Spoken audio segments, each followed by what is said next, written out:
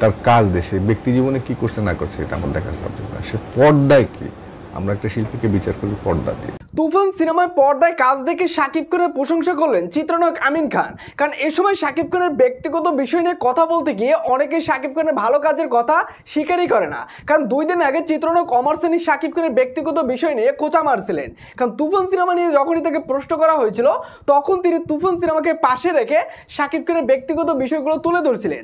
তো সেই জায়গা থেকে চিত্রনায়ক আমিন খানকে যখন এই সাংবাদিক ভাইরা প্রশ্ন করছিল যে শাকিব খানের তুফান সিনেমা নিয়ে আসলে কি বলবেন, তখন বলেছিলেন শাকিব খান তুফান সিনেমায় দারুণ অভিনয় করছে এবং ইন্ডাস্ট্রিকে এবার একটা অন্য জায়গায় নিয়ে যাবে এবং তিনি ব্যক্তি জীবনে কি করলেন না করলেন সেটা দেখার বিষয় না, তিনি পর্দায় কি সেটাই আমাদের বিচার করতে হবে।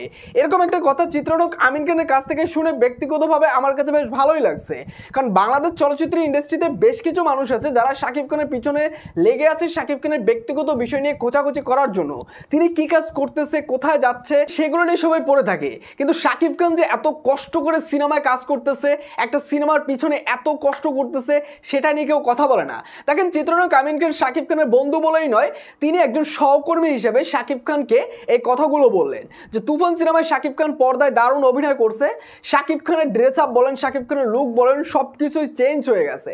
আমিন খানের কথাগুলো শুনে আমার কাছে ব্যক্তিগতভাবে খুব ভালো লাগছে এবং তিনি অন্য দিক থেকে অমর সানিকে একটা ধোলাই করে দিলেন। কারণ অমর সানি তিনি সবসময় চায় শাকিব খানের পার্সোনাল বিষয়গুলো, ব্যক্তিগত বিষয়গুলো নিয়ে কথা বলতে, তার ভালো কাজের কোনো কথা বলে না।